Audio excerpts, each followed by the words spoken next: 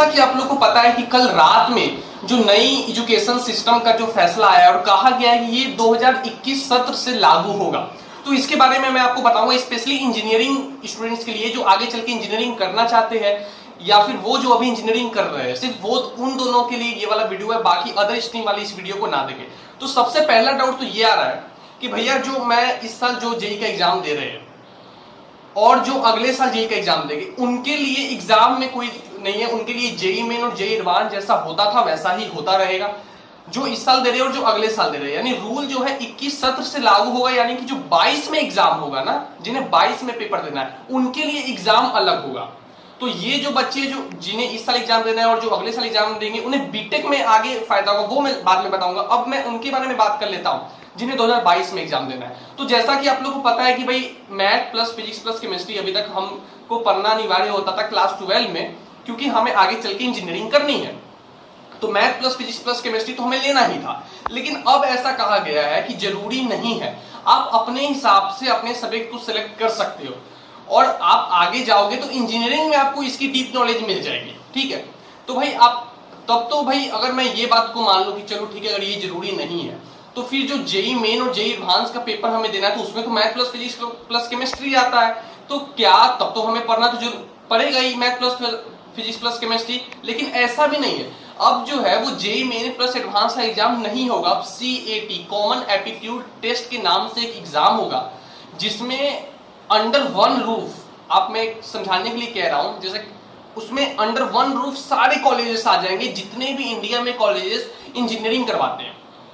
जैसा कि पहले ये होता था कि भाई सबसे अच्छी संस्था आईआईटी है, उसके बाद एनआईटी है, उसके बाद ट्रिपल आईटी है, उसके बाद जीएफटीआई है, 50 तरह के इंजीनियरिंग एग्जाम है अपने इंडिया में। प्राइवेट कॉलेज का कॉम्डे का अलग एग्जाम है, स्टेट गवर्नमेंट इंजीनियरिंग कॉलेज का अलग एग्जाम है, डब्ल्यूबीजेई उसमें आ जाता है या यूपीटीओ आ जाता है। तो इस टाइप के एग्जाम से जेईई मेन है, उसके बाद आईआईटी चाहिए तो जेईई एडवांस का एग्जाम दो, उसके बाद हर प्राइवेट कॉलेज अपना अपना एग्जाम ले रहा है। तो अब ये सारी झंझट खत्म, हर कॉलेज की अपने अपने फीस है, किसी का फीस 20 लाख है, किसी का फीस 10 लाख है। अब जो 2022 से जो है, जो 2022 में फर्स्ट ईयर में जाएंगे बच्चे, उनके लिए ये सब झंझट खत्म, अंडर वन रूफ, यानी कि एक पेपर होगा, उसी हिसाब से सारे इंजीनियरिंग कॉलेजेस की रैंकिंग होगी कि जिसका ये नंबर है वो इस 5, 6, 10 कॉलेजेस में जा सकता है। अब ये उस बच्चे के ऊपर है उसको किस में जाना है, यानी एक ही एग्जाम देना है, 20 तरह के एग्जाम देने की अब कोई जरूरत नहीं है। सीएटी नाम से आप लोग का एग्जाम लिया जाएगा, ठीक है।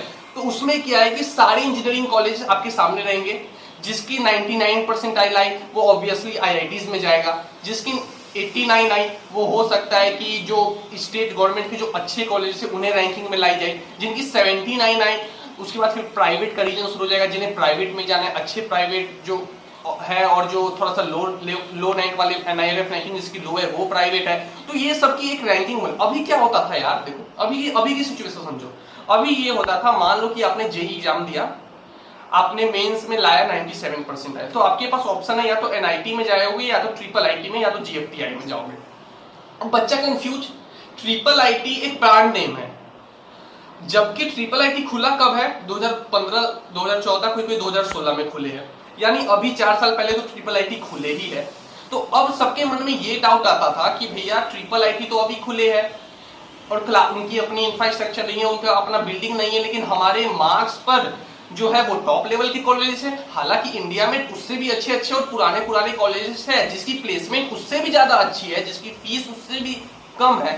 तो ट्रिपल आईटी की फीस आपको पता है कितनी ज्यादा है, लेकिन हम नहीं जा सकते थे। हमें तो भाई जो जूसा में मिलेगा हम तो उसी में जाएंगे ना, तो हमें मजबूरी में एडमिशन लेनी पड़ती थी, क्योंकि हमारे पास ऑप्शन नहीं है एनआईटी ट्रिपल आईटी नहीं तो जीएफटीआई।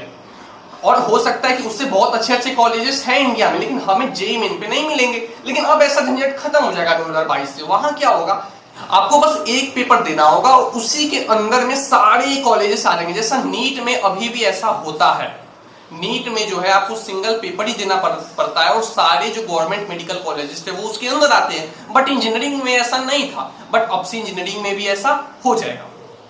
ये तो थी भाई जो 2022 में बच्चे देंगे उनकी बात। इस साल और जो जिन्हें नेक्स्ट ईयर एग्जाम देना है उनके लिए जेईई मेन जेईई एडवांस जैसा होता रहा है वैसा ही होता रहेगा। उन्हें अपनी एकेडमिक्स पे फोकस करनी, जैसा चल रहा है वैसा चलने दें, ठीक है।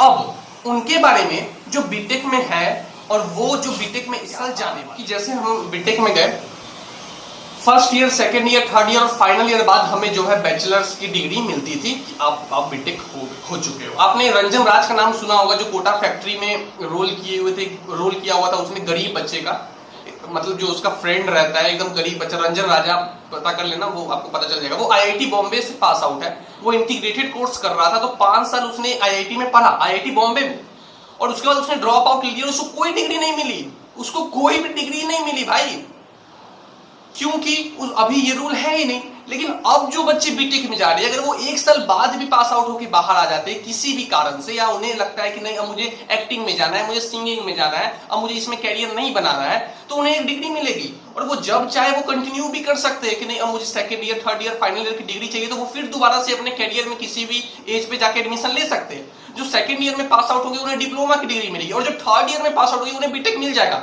आप इंजीनियर बन जाओगे थर्ड ईयर में ही। और अगर आप बोलोगे फाइनल ईयर, भैया फाइनल ईयर में क्या होगा कि आप लोग को रिसर्च के भी साथ में डिग्री में, मतलब जो आपको बीटेक की डिग्री मिलेगी उसके साथ में रिसर्च, आपने मतलब 1 साल रिसर्च किया, इंजीनियर तो आप थर्ड ईयर में ही बन जाओगे, उसके लिए फाइनल ईयर करने की कोई जरूरत नहीं है। तो बहुत अच्छे चेंजेस है। खासकर कई बच्चे होते थे जो इंजीनियरिंग कॉलेज में जाते थे, और इंजीनियरिंग कॉलेज में तो आपको पता ही है कि इंजीनियरिंग कम होती है और बाकी सब चीजें ज्यादा होती है, तो अब जो है बाकी सब चीजें के भी नंबर मिलेंगे, एक ग्रेड पॉइंट होगा उनका। तो उसमें क्या होगा, जैसे मान लो आपको फिल्म मेकिंग में इंटरेस्ट है, तो उसका एक कोर्स होगा, आपने 6 महीने फिल्म मेकिंग का कोर्स करा कॉलेज में, तो उसके भी मार्क्स जुड़ेंगे, तो आपके हिसाब से आपको सब्जेक्ट मिलेंगे, ना कि कॉलेज के हिसाब से आपको सब्जेक्ट मिलेंगे। हाँ, कुछ सब्जेक्ट होंगे जो कंपलसरी होंगे, जो सबको पढ़ने हैं, क्योंकि आप बेसिकली कर तो इंजीनियरिंग रहे हो ना, लेकिन एक्स्ट्रा में भी अब आपके पास बहुत सारे ऑप्शंस आ जाएंगे, और उसके बेसिकली मार्क्स जुड़ेंगे। पहले इसके मार्क्स नहीं जुड़ते थे, आपको करना है करो, कॉलेज में क्लब है आप करो, आप क्रिकेट खेलो, लेकिन हो सकता है कि स्पोर्ट्स की भी हो कुछ पॉइंट, कि भैया जो स्पोर्ट्स में है कॉलेज में उन्हें भी मार्क्स मिलेंगे, उन्हें भी पॉइंट मिलेंगे। तो बहुत ही अच्छी बात है, बहुत सारे चेंजेस आए। मैं तो अभी फर्स्ट ईयर मेरा बीत रहा है और मैं सेकंड ईयर में जा रहा हूं, तो मुझे भी इस चीज का बहुत फायदा मिलने वाला है। समझ रहे आप बातों को? तो हो सकता ये वाला वीडियो तो भाई बहुत बड़ा हो रहा है, और भी बहुत सारी बातें मुझे बताने के लिए। अगर आपको ये वीडियो पसंद आया हो कमेंट करिए, मैं इसका सेकंड पार्ट भी आप लोगों के लिए लेके आऊंगा। So thank you and all the best.